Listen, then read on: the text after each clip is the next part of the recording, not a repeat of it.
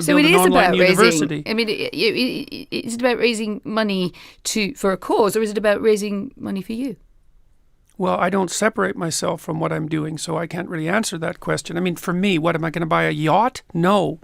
You know, like, I'm not a luxury kind of guy. I'm not looking to live the high life. I'm 55 years old, for God's sake. What would I do with that? When you talk, say, about domestic violence, in the end, if men are pushed too far by a too aggressive of feminism, there will be a backlash, and that there is, there's a sort of undercurrent of violence, be it verbal. Oh, that's a warning, that's a warning, not a commentary on the utility of that. It's a warning that kind of suggests that there may be sort of fault in those who push progressivism too far. They will get a backlash.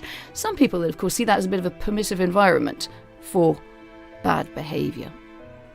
Well, people tend to confuse describing the likelihood of something with supporting the fact that it exists. And I'm describing the likelihood of something, not supporting the fact that it exists. If you push too far on the left, you're going to get a backlash on the right. That's how things work. And this is just a derivation of that as far as I'm concerned. How does that work in the context of domestic violence? Oh, I don't think it's applicable in the context of domestic violence at all. I think those things are completely separate issues. I mean, you were mentioning to me just as we were chatting. And I was speaking only politically with regards to the backlash. That was a comment on political backlash. It had nothing to do with domestic violence. That's a whole different issue.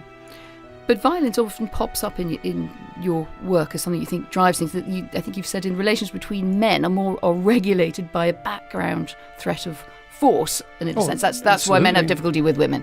Is it really so? No, that's why men have difficulty with women who are completely out of control. But who should control women? Well, other women themselves, men, society, just like everyone is controlled. I mean, you're controlled by society, I'm controlled by society, and thank God for that. I mean, funny. I mean, you described yourself as a liberal earlier, and I think a liberal doesn't think that a society controls women or men. Well, let's say regulates. I'm a psychologist as well. But what is an out-of-control woman? What is this creature? How do we know when we met one? Well, I'm sure that you've met women in your life that acted towards you in a bullying and detestable manner. It's very difficult for women to cope with that because they don't have any real recourse. And female bullying can be unbelievably vicious. And usually it takes the shape of reputation destruction, innuendo, and gossip. It's well documented. It's very difficult to defend. Men do it too, but men no. But disproportionately women, in your view, or not? Sorry. Yes, disproportionately women. That's what the data indicate. I mean, where is the data on innuendo and gossip? Well, it's among antisocial behavior among adolescents. It's a well-documented field. So, because people look at aggressive and antisocial behavior in women and in men. And in women, it tends to take the expression of innuendo, gossip, and reputation destruction. And in men, it tends to take the form of outright physical aggression. There's a whole literature on that. It's not a surprise to anyone. This has been known for 30 years. I mean, the rates of antisocial... I think the idea of the female gossip probably predates 30 years. Well, it does. By a long time, but that doesn't make it gospel, but really, people does it? No, it doesn't. But people have looked at how women express... Look, women have to express aggression somehow unless you're willing to say that they're not aggressive. They tend not to do it physically, not to the degree men do, so they use other channels. And what other channels are there other than physical aggression if you're going to be aggressive? Well, you go after people verbally. You go after them with innuendo and gossip and reputation destruction. And that's how it works. And just to be clear, that you think that's predominantly a female modus operandi? It isn't that I think that. Well, it's that the clinical literature indicates that. It isn't that I think it. Well, I'm not interviewing the clinical literature. I'm interviewing you. What do you think? Well, I'm a psychologist and a scientist, and I tend to base my opinions on what I've read in the broad, relevant clinical literature. I'm not making this stuff up. I studied antisocial behavior for like 15 years. I'm actually quite an expert on it. And so we know that men are more likely to... Look at it this way. All right. Women are much more likely to try to commit suicide. And men are much more likely to kill themselves. And the reason for that is that men use lethal force and women don't. Now that's a big difference. Okay, so then you say, well, women manifest aggression towards themselves and to others, but they don't use lethal force. They don't use physical force the same way men do. So they have to do it some other way. Why do they have to do something some other way? Because people are aggressive. You rightly picked up on the disruptive effect of social media, but also the technological shifts in media and mass media consumption. my argument was that this might be, leading to a polarisation, that people like you who are immensely successful within this milieu, but there is that, that point that you become part of the problem, that you've put your finger on yourself. You want people to get along together. You want men and women to sort of trade off. We don't agree entirely where these trade-offs are, but, we're here and arguing about it. And yet, at the same time, you succeed most when you say something very provocative that goes viral. You think you're sort of trapped in a paradox. I don't think that's when I succeed most. So, for example, one of the incidents that propelled me to success, let's say, in terms of public recognition in the UK was my interview with Cathy Newman. And the reason that propelled me to success wasn't because I said something provocative, but because I refused under substantial duress to say anything provocative. And so the part of the reason that I've become popular to the degree that I have been is that I'm actually very good at keeping my temper under situations where there's substantial reason not to, let's say. And I would also say that the good that I've done with regards to my online lectures far outweighs whatever harm might be done by the fact that people are cutting them and making provocative titles out of them and construing this as some sort of fundamental political war. But it's not just other people, is it? If you look at something like the model that you partly use to promote your work is the crowdfunding site. So the more you incite a reaction, the more loyal your Patreon site, the more loyal the subscribers become, the more money is raised for causes that you want to promote. No, that isn't how it works. The reason that, first of all, I give away all my content online for free. So the people who subscribe to Patreon are subscribing to nothing. They're supporting me, and they're not supporting me because of my political stance primarily. They're supporting me because they've watched my videos and they've been helped by them as individuals, and they're hoping that can happen to a lot of other people. But if you want to give, excuse me. Yeah. If you see it as self-help and you want to give it away for nothing, then why bring money into the equation at all? And why have this sort of high-octane sort of crowdsourcing? Does rely on people coming to you wanting to pledge their money. Why put money into it at all? Isn't this an area where the market might be better left out? I am an evil capitalist after all, and I don't really make any apologies for that. Why do you want to monetize? Well, because I can do useful things with money, and partly because I'm curious, partly because I need to live, partly because my job was at risk for a long while and that's not going to happen to me again, partly because I had to give up my clinical practice because of other considerations, partly because I have a family, partly because I want to build an online university. Is it about raising money for a cause, or is it about raising money for you? Well, I don't separate myself from what I'm doing, so I can't really answer that question. I mean, for me, what, am I going to buy a yacht? No. I'm not a luxury kind of guy. I'm not looking to live the high life. I'm 55 years old, for God's sake. What would I do with that? I have lots of things that I would do with some money. One of the things I want to do is build an online university, but it's not the only thing I want to do. And so I would put the money to good use, I suspect, or at least to reasonable use. And the reason that people are providing me with this money, which they don't have to do, is because they hope that I'll continue to do what I'm doing. And that is exactly the reason they're providing it with me. And my leftist critics have been saying for consistently, it's actually quite comical. Well, look at all the money that Dr. Peterson is generating with his Patreon account. It's like, well, I'm not selling anything.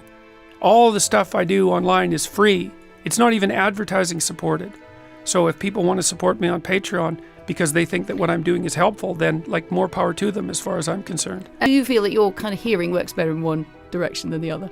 No, I don't think so. I mean, this week, for example, I was accused by a Jewish newspaper of harboring sympathies, which was rather miserable. But at the same time, an alt-right article came out today telling me that I was a stooge and a shill for the Jews. So, they figure I'm pretty much in the middle if I can attract that sort of criticism on both sides. And with regards to the right-wing issue, the right wing does not pose a threat to the integrity of universities in North America and Europe, but the left wing certainly does, and that's well documented, and not by me. There are no conservatives in universities, in the social sciences and the humanities. They don't exist, and that's not a good thing. And the radical left in universities absolutely exists and has utterly threatened the integrity of those institutions. And so to the degree that I've concentrated on the radical left, it's because the radical left has usurped the universities. want to know, what is your answer to young people for some of the really big problems facing humanity, like the climate catastrophe, like economic crisis, like the precarious job market? Because they just don't, like, you talk all this much about individual responsibility. Most of us are never going to be able to afford to have all of these assets to have responsibility over. So what is your advice beyond banal comments like clean your room? Well, it's actually rather difficult to answer a question that ends with your comments are banal politely. I would consider that more of an opinionated personal and political statement than actually a question. So why don't you try reformulating that so that there's an actual question there? So what is your advice to young people when you talk about you need to be individually responsible, but when there are things that are so far out of our control, like climate catastrophe, like the precarious job economy, like the economic crisis? Out of your control as you think. What is your answer to Do you people think that who you're are worse facing off these than questions? you think that you're worse off than your grandparents? I think there are different challenges. Do you think you're worse off than your grandparents? I think that Jordan, once again, we're not going to cross-examine our question. Fundamentally, I'm a psychologist, and my experience has been that people can do a tremendous amount of good for themselves and for the people who are immediately around them by looking to their own inadequacies and their own flaws and the things that they're not doing in their lives and starting to build themselves up as more powerful individuals. And if they're capable of doing that, and then they're capable of expanding their career. And if they're capable of expanding their career and their competence, then they're capable of taking their place in the community as effective leaders. And then they're capable of making wise decisions instead of unwise decisions when it comes to making collective political decisions.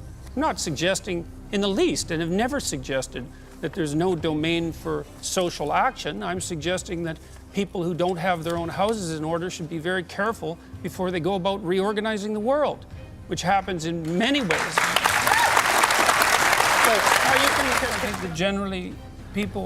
I think generally people have things that are more within their personal purview that are more difficult to deal with and that they're avoiding, and that generally the way they avoid them is by adopting pseudo-moralistic stances on large-scale social issues so that they look good to their friends and their neighbors.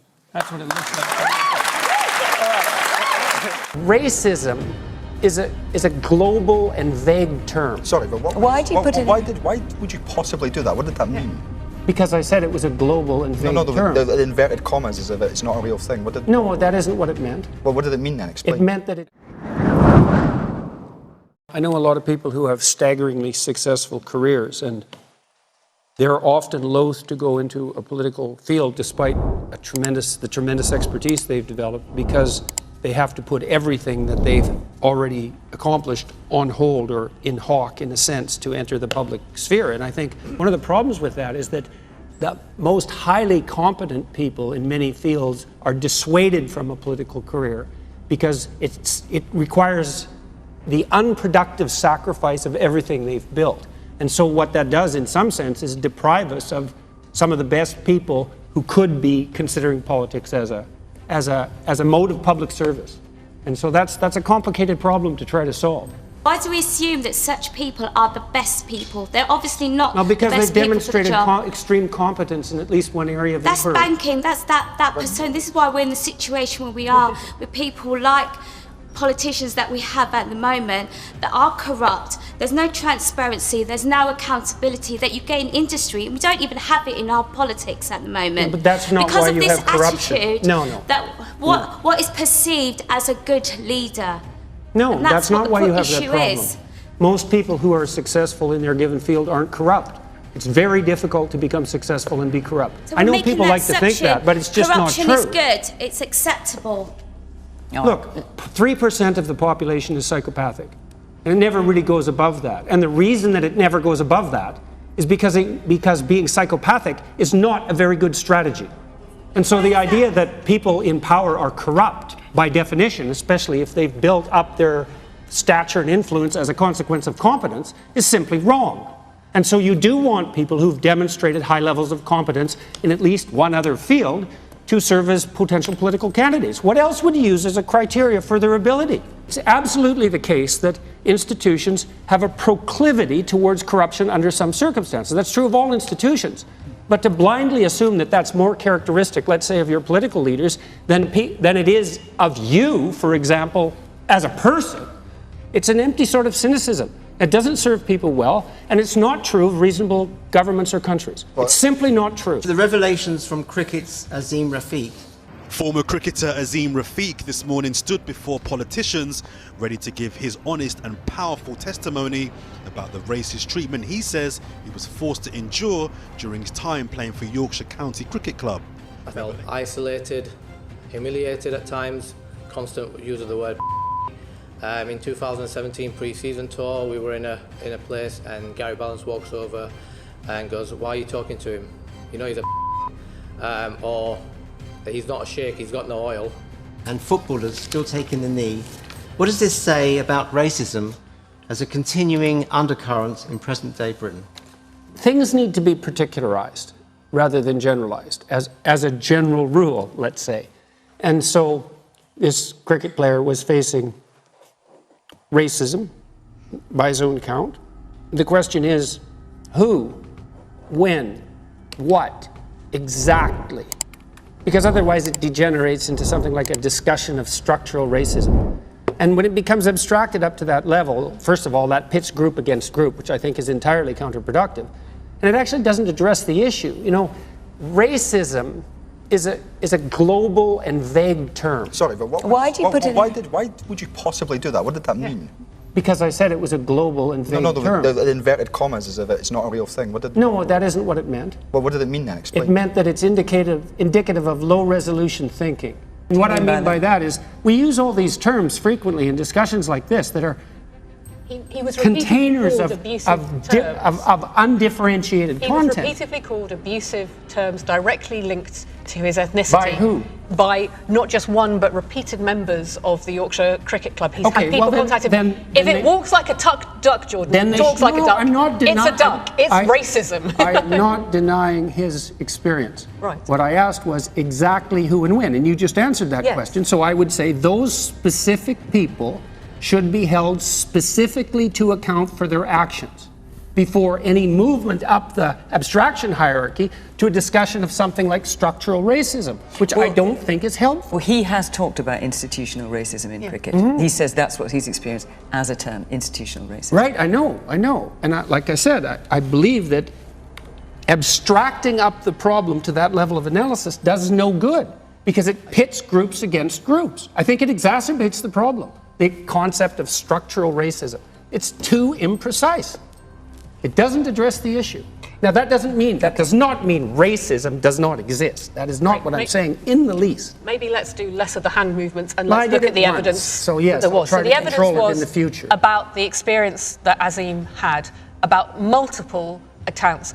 I think when we talk about structural racism, one of the things that really occurs to me, if I think about it in lay men and women's terms, is the bystander effect. And what is so powerful about his testimony is not just the explicit racism that he faced, it's the numbers of people who stood by and basically normalised that behaviour. We have a problem in British society, we have a problem particularly in sport, and we also have a problem when it comes to our definitions of racism, because people tend to lump people of different minority community backgrounds together. You know, and how do you talk about structural racism? I'm going to need to bring up Peterson as well. But the thing for me that I think is so powerful is this concept of the bystander, is the idea of the person who may think of themselves not as a racist, who may not have joined in this poor young man being bullied in the way that he was. I need to mention Stella simply because he has talked about it himself today, Azim Rafiq, that he has apologised for some anti-Semitic tweets that he put out several years ago. And what I think is really powerful is how clear and compelling his apology is and how he's recognised it. It's not about masculinity per se. You must know that. I read the American Psychological Association guidelines for the treatment of boys and men, and I know perfectly well that this is no straw man. The first thing I would say is that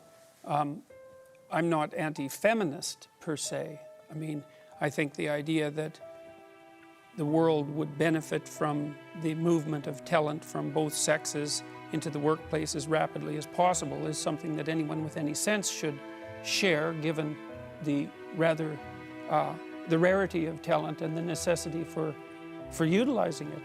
I do stand by my original statement, though, that there's a brand of more radical feminism that insists that our culture is best characterized as an oppressive patriarchy, and I think that, first of all, that's an appalling sociological doctrine, and I think it has very negative psychological effects. And they won't be limited to men, because if it's true that there's something toxic, let's say, about masculinity per se, what that will inevitably mean is that as women adopt more masculine roles, traditionally, what is that toxicity somehow going to go away? But that's a straw man, because no one says there's anything toxic about masculinity per se. What do you mean no one says that? The term exists. No. How is that a straw man? Well, where did the term come from? It's a phrase that's used about forms of masculinity that are harmful to men and women. It's not about masculinity per se. You must know that. I read the American Psychological Association guidelines for the treatment of boys and men, and I know perfectly well that this is no straw man. And it's not only devoted towards what you might describe as the more aggressive ends of masculine behavior. It's aimed at masculinity in a much broader range of, there's a much broader range of accusations that are under the surface than that. And so I don't see in what way at all that it's a straw man. I'm just going to pause that argument for a second and go to... Let's assume for a moment that I've benefited from my white privilege. To what degree is my present level of attainment or achievement a consequence of my white privilege? And I don't mean sort of. I mean, do you mean 5%? Do you mean 15%? Do you mean 25%? Do you mean 75%? And what do you propose I do about it? How about a tax? How about a tax that's like specialized for me so that I can account for my damn privilege, so that I can stop hearing about it? Right? This is what I'm saying to you. Why the rage, bruh? You're doing well, but you're a mean, mad white man, and you're going to get us right. And with regards to my privilege or lack thereof, I mean, I'm not making the case that I haven't had advantages in my life and disadvantages in my life like most people. You don't know anything about my background or where I came from, and it doesn't matter to you because fundamentally I'm a mean white man. That's a hell of a thing to say in a debate. The mean, mad white comment was not predicated upon my historical excavation of your past. It's based upon the evident vitriol with which you speak and the denial of a sense of equanimity among combatants in an argument. So I'm saying again, you're a mean, mad white man, and the viciousness is evident. Okay. You know, it's conceivable that I am a mean man. You know, I mean, maybe I'm meaner than some people and not as mean as others. I think that's probably more the case. But I would say the fact that race got dragged into that particular comment is a better exemplar of what the hell I think is wrong with the politically correct left than anything else that could have possibly happened. That isn't what I said. Like, you're pushing it past what I said by a substantial margin. I'm a sexual conservative. I'm not in the camp of let's grab each other under the mistletoe at the Christmas party, because what the hell? Is there sexual harassment in the workplace? Yes. Should it stop? That'd be good if it did. That'd be good. Will it? Well, not at the moment it won't, because we don't know what the rules are. Do you think men and women can work in the workplace together? I don't know. Without sexual harassment? We'll see. We'll see. How many years will it take for men and women working in the workplace together? More than 40. To get a sense. More than 40? Mm-hmm. We're new at this. We're new at this. Absolutely. We're completely new at it. It's only been a couple of generations. That's part of the problem, right? Is that we don't know what the rules are. Like, what? Here's a rule. How about no makeup in the workplace? Why would that be a rule? Why should you wear makeup in the workplace? Isn't that sexually provocative? No. It's not? No. Well, what is it then? What's the purpose of makeup? Some people would like to just put on makeup. Why? I don't know why. Why do you make your lips red? Because they turn red during sexual arousal. That's why. Why do you put rouge on your cheeks? Same reason. How about high heels? What are they for? What about high heels? What about them? They're there to exaggerate sexual attractiveness. That's what high heels do. They tilt your pelvis forward so your hips stick out. That's what they do. And they tighten up your calf muscles. They're a sexual display. Now, I'm not saying that people shouldn't use sexual displays in the workplace. I'm not saying that. But I am saying that that is what they're doing. And that is what they're doing. So what is the relevance then to like sexual harassment in the workplace then if you can't make... Well, the Maoists put everybody in uniforms to stop that sort of thing from happening. Men wear uniforms. That's the way they wear suits. I guess I'm not seeing the sort of coherence of the thought that you're putting together then, because... What are the rules that govern sexual interactions between men and women in the workplace? Yes. The answer is, we don't know. Right. So I'm throwing out some questions. How about makeup? Oh, that's okay. Is it? Why? Why is it okay? Well, I would think that there's certain ownership over one's body that they can take without... How about negligés? Well, look, if you That's going too far. If you had a workplace with negligés, I think that there would be some sort of standard idea that maybe that would be a sexualized... Okay, so there's some line between lipstick and negligés that we don't want to cross. Okay, fair enough. Where exactly is the line? I don't think that anyone would say that wearing makeup to the office is in some ways like sexually deviant or something like that, or that it's inviting a sort of atmosphere of sexuality within the workplace. I would say that. You the would second say part, sure. It's exactly what it's doing. Okay, Why so else would you wear lipstick? Complete the thought for me then, because that's the part that I'd like for you to do. Like, complete the thought. A woman... I'm not saying that women shouldn't do it, and I'm also not saying that it should be banned, but I'm saying that you're absolutely naive if you don't think that that has anything to do with sexuality. Or sexual harassment? Does it have something to do with sexual harassment in the workplace? I don't know. Do you feel that, let's just, yes or no question, do you feel like women wearing makeup in the workplace contributes to sexual harassment in the workplace? Sure, it contributes. And so what should be done about that? You as a clinician who believes that there should be prescriptive ideas that don't mandate behavior, but that will guide behavior. I don't know. I don't know what the answer to that is. Do you feel like a serious woman who does not want sexual harassment in the workplace, do you feel like if she wears makeup in the workplace, that she is somewhat being critical? Yeah, I do think that. I don't see how you could not think that. It's like makeup is sexual display. That's what it's for. You say, well, I want to look more attractive. It's like, what do you mean by attractive exactly? So then what is a better outcome for you then? A workplace with no sexual harassment, where women wear uniforms and don't wear makeup, much like the Maoists, like you were saying, or a sort of freer workplace in which sexual harassment is an inevitability because women wear high heels and makeup? Well, I don't say that sexual harassment is an inevitability because women wear high heels and makeup. I didn't say that. Or that it is more likely? I said that it contributes to the sexualization of the workplace. What's the difference between more likely and that? Okay, more likely. I'll go with that. Yeah, more likely, right? Sure, okay. Okay, so which one do you prefer? Oh, I prefer the one where people had the freedom.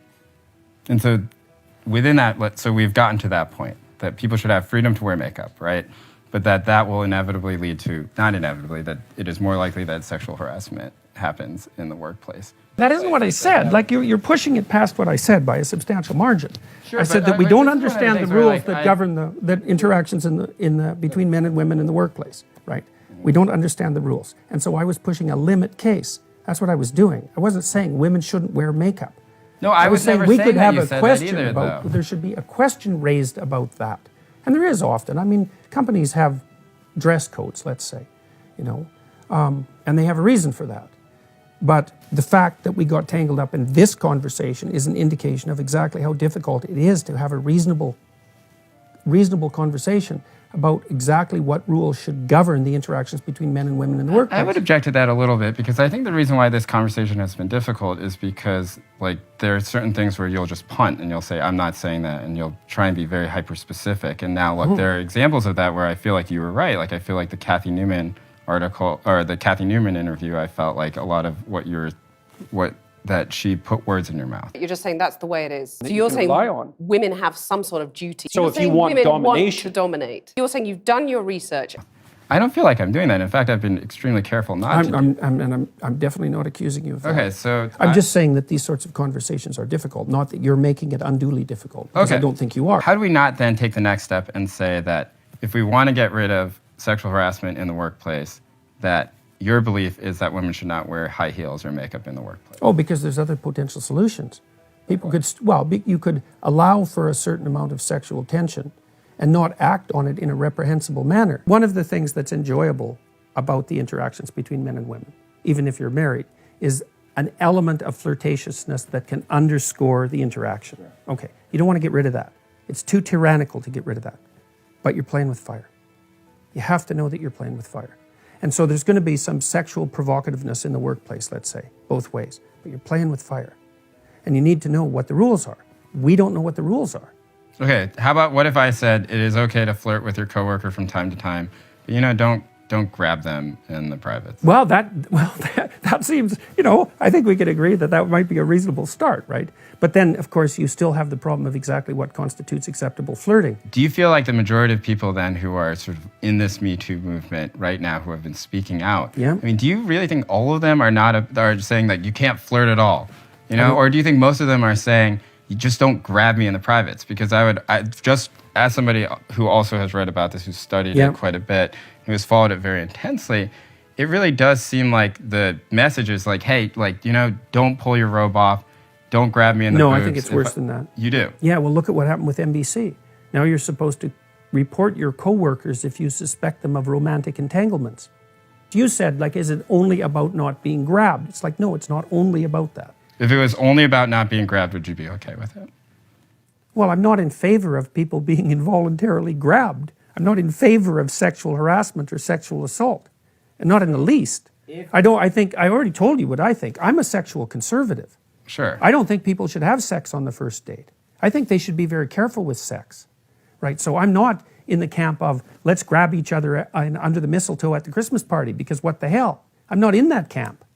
I'm in the be bloody careful camp, and don't step out of line, and don't have designs on your secretary when you hire her. I think that's all appalling. You have to have signed consent before making any physical move. And then that's so what? Really? Who thought that up? That's the stupidest thing I've ever heard. You know how awkward that would be? First of all, thank you very much for being here and helping us to wake up. I really appreciate it. So my question is, as a redeemed progressive, what is the key to empowering men in the Me Too age while maintaining healthy boundaries and strong behavioural expectations?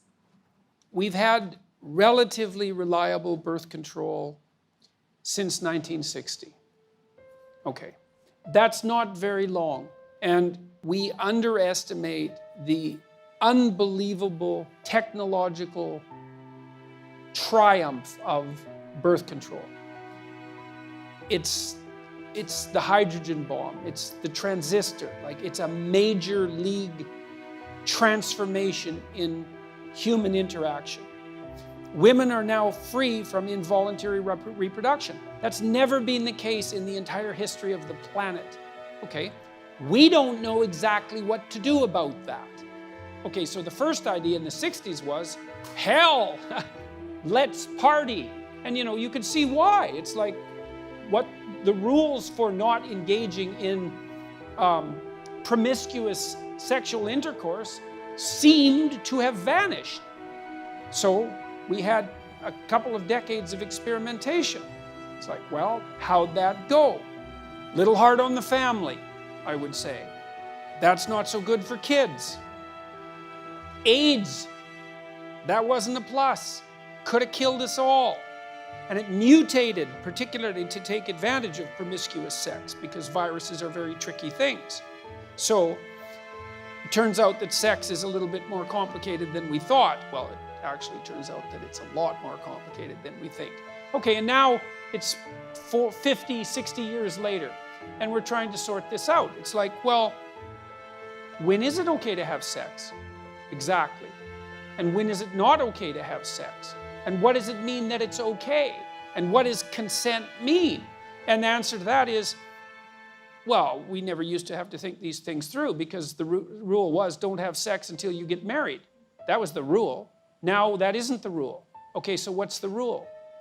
Well, we're not having a conversation about the rule. We're waiting till someone does something that seems like it might be untoward, and then mobbing them and trying to extract the rule out that way. And it's not a very effective way of doing it. You want to decrease campus rape? That's easy. Get rid of alcohol. No one has that conversation. It's like, I did my PhD work on alcohol. 50% of the people who are murdered are drunk, and 50% of the people who kill them are drunk.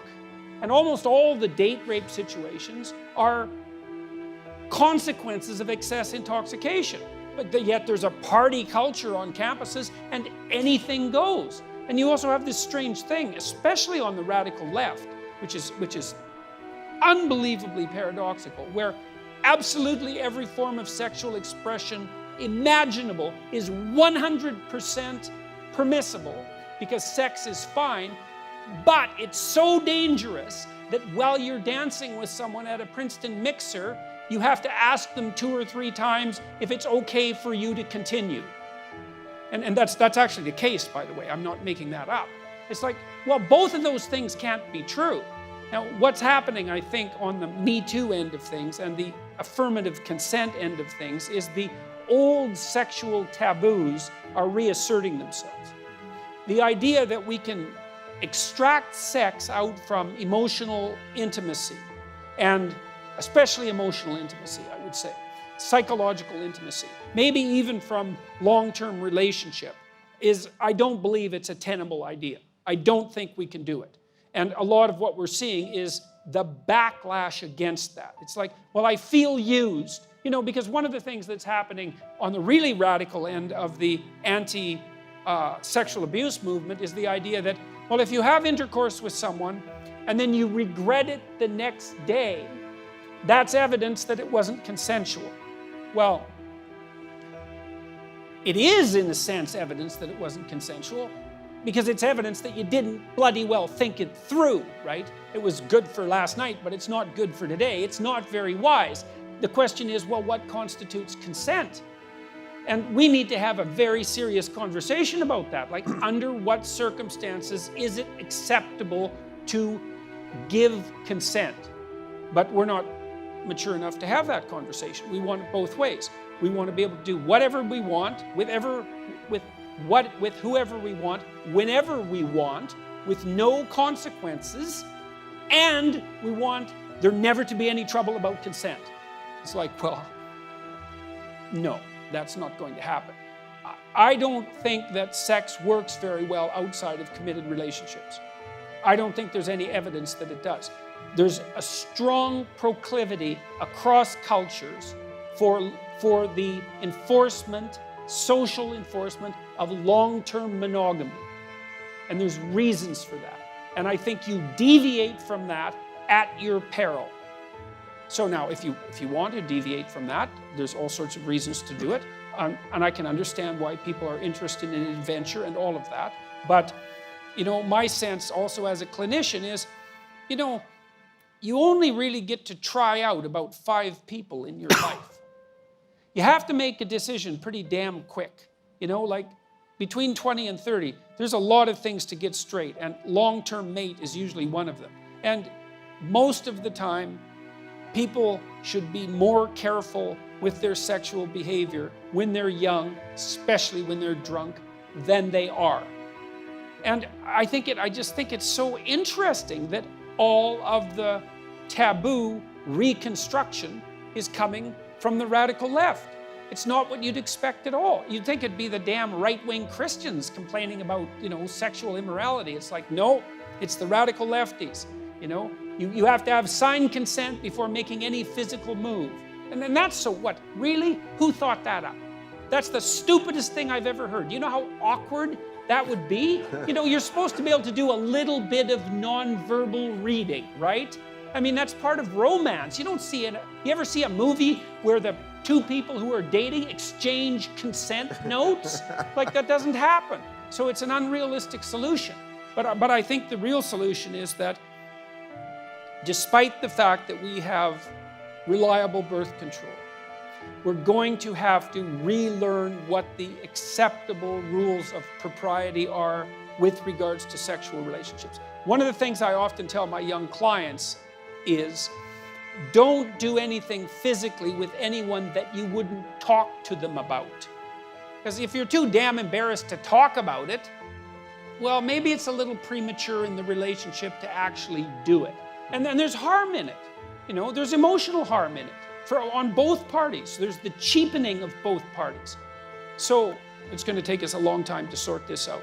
But hopefully we can do it in a serious manner, and it won't be merely a matter of mobbing those who seem to have made an error. The idea that there are no biological differences between men and women, it's the sort of thing you hear that, it just makes your jaw drop. So if the fundamentalist Christians say, well, if homosexuality is nothing but a sociocultural construct, then why do we have to put up with it? Wrong. Now, I got in trouble for saying that because what people claimed was that I was denying the existence of people who don't fit neatly into the gendered categories, which I wasn't doing at all. the campuses are overrun in large part with disciplines that have, in my estimation, no valid reason to exist. I think disciplines like women's studies should be defunded. Any of the activist disciplines whose primary role is the overthrow of, for example, of the patriarchy, which is about as ill-defined a concept as you could possibly formulate, that it's enough, that we've done enough public funding of that sort of thing. We're providing full-time, destructive employment for people who are doing nothing but causing trouble. I think they should be defunded because what they promote has zero intellectual credibility. Their research methods don't qualify as research methods. Their publications, 80% of humanities publications now garner 0 citations. That's not very many citations. And it's so, and the little trick, as far as I can tell, is what happens is that people write something that no one will read. They know perfectly well that no one will read it. They circulate it around their tiny group of compatriots who occupy the same little area on the intellectual spectrum. So then it's peer reviewed. Then it's published by major journals who sell it at inflated prices to libraries who squirreled away to and only increase the noise to signal ratio in relationship to the sum total of human knowledge. It's a scam from top to bottom. Here's one of the things that really bothered me about what was going on in Ontario, and this is happening everywhere, and I made this claim when I made my first video, since we have to get into this. So the technical claim in the Ontario legislation now, and this has already happened in New York, by the way. This is not only a Canadian thing. It's happening in Australia. It's happening in New Zealand. It's happening everywhere. Here's the claim. There's biological sex, there's gender identity, there's gender expression, and there's sexual proclivity, and they vary independently. That's not true. Not a bit of that is true. The correlation between biological sex and gender identity exceeds 0.99. It's virtually perfect. It's the very definition of non-independent. So you think almost everyone who's biologically male identifies as biologically male. Almost everyone who identifies as biologically male dresses and acts male. That's the gender identity element. And almost everybody who is biologically male, who identifies as male, who dresses as male, is in fact heterosexual. Those things are incredibly tightly linked, but the technical claim in the legislation is that they vary independently. Wrong. Now, I got in trouble for saying that because what people claimed was that I was denying the existence of people who don't fit neatly into the gendered categories, which I wasn't doing at all. 0.01 or whatever the percentage may be, that wouldn't fall neatly under that correlation. So certainly if there were a perfect correlation, that would work, but if there's not, it would seem perhaps that you're excluding certain people. Right? So if most people tend to identify a certain way, but there is that 0.01 that's not. I wasn't ever denying their existence. Okay. I was denying the validity of the claim that those 4 levels of analysis existed independently of one another, which they don't. It's a false claim, and the reason that the radical social constructionists who are pursuing this line of reasoning, which is completely discredited as far as I'm concerned, I don't think it's any better than claiming that the world is flat. The reason that they're pursuing it legally is because they know perfectly well that they've lost the scientific discussion. I mean, I debated someone on Canadian public television who had the gall to say that the scientific consensus over the last 4 decades was that there was no biological differences between men and women. I mean, and that was, one of the things that was so absolutely absurd about that, and there were many things that were absurd about it, was that I was in trouble with the university at that point, and he wasn't. It's like, first of all, that is not the scientific consensus of the last 4 decades. And the idea that there are no biological differences between men and women, it's the sort of thing you hear that, it just makes your jaw drop. Now, what you could say is that if you took all the dimensions along which men and women vary, and there's a substantial number of them, that there's substantial overlap between men and women on almost all of the dimensions. Now, that's not particularly true with chromosomal identity, although there are some exceptions. Like with personality, for example, and I happen to be somewhat of an expert on personality, there are marked differences between men and women, but the overlap exceeds the differences. So, for example, women are higher in agreeableness, and you might say, well, that's socioculturally constructed, but it turns out that it isn't, because if you look across cultures, and you look at the cultures that have moved most forward with gender equality provisions at the social and political levels, and that would be the Scandinavian countries, the differences in personality between men and women maximize in those countries. And these aren't tiny studies. These are studies that involve tens of thousands of people and that have been well replicated by a series of independent researchers. And so if you add the personality differences between men and women across all the personality traits, you can almost perfectly segregate men from women. And that has nothing, that doesn't take into account the obvious things like arm angle and hip width compared to waist width, and shoulder width and upper body strength and height and weight and the biochemical differences. And I mean, it's so preposterous that it's beyond conception to me that we're actually even discussing it. But I was making a specific claim, which is the law says these 4 levels of analysis vary independently. The only reason they're associated with one another is for cultural reasons. No, wrong. And you don't get to put fallacious scientific truths into the law. Or if you're going to do that, then I'm not going to abide by that particular law. I'm going to object to it, which is exactly what I should be doing. The law, as it's currently formulated, doesn't, in fact, it undermines the protection that these sorts of groups have been pursuing and seeking for years. So let's accept the proposition that these vary independently, or that they're only socio-culturally constructed. Okay, so where does that leave your discussion of homosexuality? So if the fundamentalist Christians say, well, if homosexuality is nothing but a socio-cultural construct, then why do we have to put up with it? It's a perfectly valid argument. You say, well, no, people are born into their sexual proclivity. Now, I'm not saying that they are or not, because I'm not making either of those cases. What I am pointing out is that the legislation and policies of that sort, as currently formulated, actually undermine the very arguments that many of the activist groups have been using to promote the fact that they're deserving of their non-standard identity, that the non-standard identity is justifiable. If your sexual proclivity is nothing but a whim, then why should I put up with it? So, and I'm not willing in the slightest to presume that just because activist groups with this postmodern neo-Marxist ethic stand up and say, well, we're on the side of the oppressed, that makes them A, on the side of the oppressed, or B, virtuous. I don't buy either of those arguments. I don't think they stand for what they say they stand for. I don't think they're promoting a doctrine that's going to do what they claim it will do. I don't believe that they're good and the rest of the world bad. I don't buy their oppressor-victim dichotomy. I don't admire their philosophical position. I think they don't know anything about history, or if they do know anything about history, then they're malevolent for pursuing exactly the same policies that led us into terrible situations before. One thing answer for everything. You could let it's like me... It's part of the patriarchal institution. Unless it's true, right? Look, women do it's more, not much capitalism. More. Well, for God's sake. I'm not hearing what you think. I'm hearing how you're able to represent the ideology you were taught. And it's not that interesting. Did you have different ambitions for your daughter and for your son? Some of them were different.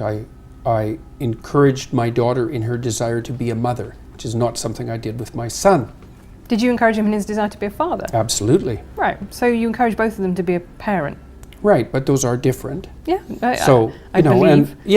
And in some sense, I think it's harder for young women because, of course, the problem of integrating family with career is a more complex problem for women to solve. So, and I spent a lot of time talking to her about how she might solve that. I wouldn't say that we came up with anything that was spectacularly original or successful, but I at least let her know that whatever pathway she chose was fine with me as long as she was being honest with herself about what it was that she wanted. But also that, I'm not a fan of the idea that the most fundamental orientation that a person is likely to have in their life is career. I don't believe that's true for most people. I certainly don't believe it's true for most women. And I think the evidence supports that claim quite straightforwardly. So, however, it is the only thing that you get paid for under capitalism. Right? Man, live. But that's How can true. you say something like that? It's so cliched. Well, it's so painful to hear that. It may be cliched, but it nonetheless is true, right? Look, women do it's more, not much capitalism. More. Well, for God's sake. It is. No, it isn't. You have to invest into a child for 18 years before they have any economic utility. Mm-hmm. It's a consequence of delayed economic utility. We don't know how to monetize it. It's not a consequence of capitalism. It's a consequence of the fact that human beings have an 18-year dependency. How do you monetize that, even in principle? Well, we don't know. We did used to send them up chimneys, to be fair. And at that point, what's true. really interesting is at that point, children were seen as being much more the property of the man. And as they become economically useless, all the legal studies show that that's when we start moving to a model of female custody, right? Because it was about caring labour. But this is the point I'm making. Is Look, I'll tell you, there are plenty of men who are not very happy about the model of female custody. And that would, include the, 85% of men who are essentially denied 50-50 custody when they divorce and have young children. So I wouldn't think that one of our major problems, or at least a major unidimensional problem, is the proclivity of men to foist off the custody of their children onto women. There's certainly another side of that argument. There is, and I do think that actually a lot of anger has been generated by the way we have in Britain anyway, or England and Wales, we have an adversarial fault-based divorce system, and that's something that's changing. But what it does is encourage people to come in on day one and say, if you want to get divorced, you're going to have to make out a case that the other person has been a bastard. It doesn't matter, because if you move to a non-fault-based divorce system, then all that happens is the fault shifts to who should get custody. You have a ridiculous situation where couples who say, well, actually, we've just grown apart, nonetheless, unless they want to wait 5 years or 2 years for separation, they have to go in and plead unreasonable behaviour to get a divorce and start splitting up their assets. That's the joy of no-fault divorce, is that you don't have to make those contested cases. You can simply say, our marriage is no longer working, and part ways without going into all of that acrimony. That seems quite sensible to me. It also seems quite naive to me. Well, I've seen very few non-acrimonious divorces. They're very hard on kids. So I don't think anything that makes them easier is a very good idea, unless you don't think that marriage is a useful institution. And if you think that it's part of the patriarchal tyranny, then you might think that as well. So, but it's a very useful institution, mostly for kids. I agree that I'm married. Modern marriage has a lot to recommend it. I do also think it is a patriarchal institution. It is literally... Of course you think that, well, because you think virtually everything that occurs in our society is a patriarchal institution. And it's easy to think that, because then you only have to think one thing. You have a one-thing answer for everything. You could let it's part of the patriarchal institution. I don't think you're obeying the rule that says maybe treat people as if they have something worth hearing. So I'm not making a case for the patriarchal tyranny. And I don't think you are either. I think that you're making a case that's like a universally cliched case for the patriarchal tyranny. I don't see too much of you reflected in your articles at all. Why do women change their names on marriage traditionally? I don't know exactly. Why do you think they do? Because it was to symbolize the transfer of their ownership from one family to another family. That's why in The Handmaid's Tale you have off Warren, off Glenn. Oh God, Margaret Atwood. Well, she was just about devoured by the feminists last year, so that was something interesting to observe. I think she made a very good point. She wasn't devoured by all feminists. I'm a feminist. I thought what she said about due process in cases like that is perfectly reasonable. Mm-hmm. Well, many people didn't. No, but then, guess what? This is on the internet, you can find someone who disagrees with pretty much anything. Mm-hmm. But so why do you think women change their names when they get married traditionally? If it's not about transfer of property ownership traditionally? I don't know if I have an opinion about that. The specific reasons for that, I'd have to look into it for a fair amount of time before I decided it, but I certainly wouldn't boil it down to a unidimensional argument about the ownership of women by men. So, okay. I mean, the part of the problem too is with this sort of discussion is that and this is why I consider it a manifestation of ideological possession. It's predictable. Well, that's what knowing your stance on. But having a coherent ideology does mean that it is predictable, because you don't need an ideology. It is one logical thing that flows from another, and all those pieces tessellate together. So what I find very interesting about your thinking, I find it quite slightly baffling, is that I don't really see how all the pieces fit together. You say that you're not, you believe in God, but there's a lot of emphasis about going back to... No, I actually say I act as if God exists. Right. But, which is actually my definition of belief. Okay, but that then doesn't, to me, tessellate very obviously with your insistence that we know actually it's just about pure science, and there's not because I can what insistence that it's just about pure science? Well, I wrote Maps of Meaning. There's no insistence in that it's just about pure science. Okay, but you make appeals to science. What I mean is different. You make appeals to science all the time. You say, well, this is what the literature says, and the trouble with God is that ultimately you can't say this is what the literature says. There is no literature. Which is why I don't say anything about the scientific status of God, apart from what can be experienced maybe under certain conditions of what would you call chemical-induced mysticism, which seems to be something that you can say something scientifically about. But I see that there's two different realms, right? There's a realm of values and a realm of facts. And in the realm of facts, science reigns supreme. But it doesn't in the realm of values. You have to look elsewhere. That was what the humanities were for, before they got, what would you say, hijacked by ideologues. And you know, the idea that something should be consistent. You were talking about the necessity for consistency in ideology. It's like, I'm not hearing what you think. I'm hearing how you're able to represent the ideology you were taught. And it's not that interesting because I don't know anything about you. I could replace you with someone else who thinks the same way. And that means you're not here. That's what it means. It's not pleasant.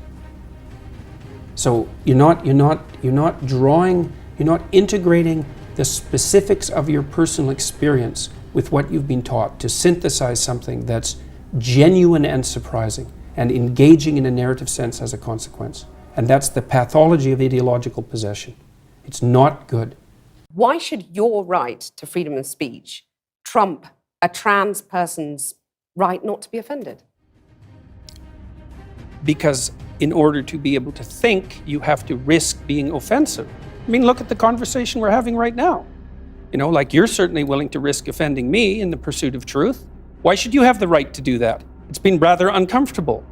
So you haven't sat there and... I'm just trying to work that out. I mean... Ha, gotcha. You have got me. And that went viral. That made you very famous. Why do you think that sparked such a reaction? Well, because I think that what I was saying was self-evidently true, but not expressed very well very often. I mean, look, most of the time when you're discussing something that needs to be discussed, everybody's actually rather upset about it. You know, if you're actually talking about something important, right? Because why talk otherwise, unless you're just shooting the breeze? But if there's an issue at hand that has to be discussed, then people are already upset and they have different viewpoints. And the offensiveness in some sense is built into that. And you know that because if you have a family, if you have a wife, if you have an intimate relationship, and you're discussing something that's difficult, the probability that you're not going to offend each other if you're actually having the conversation is zero. And so you don't have to think unless you have a problem. And if you have a problem, then when you think, you're going to offend people. And so what, are we not going to think? That seems like a bad idea. Yeah. You're obviously not an American. We love to not think. But you know, I used to do a show called Politically Incorrect back in the 90s, and oh, thank you. Oh, the 90s, we remember them. And so I was always asked, what is your definition of political correctness? And I had to come up with one. I said, it's the elevation of sensitivity over truth, which seems like what it still is, except it's worse than ever. It's more like the elevation of moral posturing about sensitivity over truth. It's even worse. Yeah. So where did it come from? How did we get to this place where we're so fragile, the safe space people? Oh, I think that you can pretty much blame it on the universities. I think that they've pursued, especially in the humanities and in the social sciences as well, they've pursued a policy of a radical leftist policy with an overlay of postmodernism, which kind of a literary criticism approach that's produced all of this. As far as I can tell, I think you can lay a lot of it at the feet of faculties like the faculties of education. There was an article in the Chronicle of Higher Education this week that just devastated the faculties of education, taking them to task for low academic standards and for possession by ideology and for basically indoctrinating people in a cult-like manner and playing identity politics and group identity. And no free speech. They don't seem to... There was an incident in Fresno State. I don't know if you saw this, but Barbara Bush died. Okay, some professor there tweeted something nasty. Yeah. I wouldn't have tweeted it. She called Barbara Bush a racist and said she raised war criminals. Okay, you know, it's... Yeah, well, the timing... This crowd likes it, but I mean, it's nasty, and they're considering suspending her. And here's what the president of the university said. He said, this was beyond free speech. This was disrespectful. Have we lost the thread back to knowing what free speech is? Yes, it can be disrespectful. That is covered under free speech. President of Fresno, you idiot. Jesus Christ. Yeah. Well, and you see this too. I think where it's manifesting itself in a particularly appalling manner is in the increasing unwillingness of comedians, for example, to go on university campuses to be funny. And when comedians I'm start... one of them. Yeah, well, exactly. Yeah, them. I'm not gonna... I call these people emotional hemophiliacs. You know, it's like the least little thing will make them start to bleed. But it makes me out because their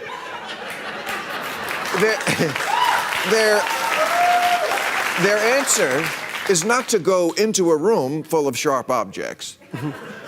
The answer is to make all of us wear bubble wrap. Yeah, right. So nothing we ever do makes them have a moment of discomfort. Well, it's there's really also, very narcissistic. Well, there's also this idea that's promoted by the people who are protecting those who are easily offended, that the way to make people secure is to protect them from things that they don't want to encounter. And there isn't a clinician, like I'm a trained clinical psychologist, and there isn't a clinician in the country who's worth his or her salt that would ever make that claim.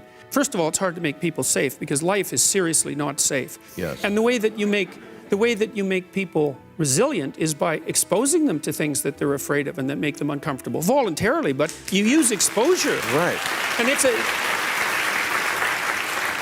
and so, like, if you over-coddle people, if you protect them from everything that's sharp, you make them dull and stupid and narcissistic, and it's a really bad idea. So you do know America.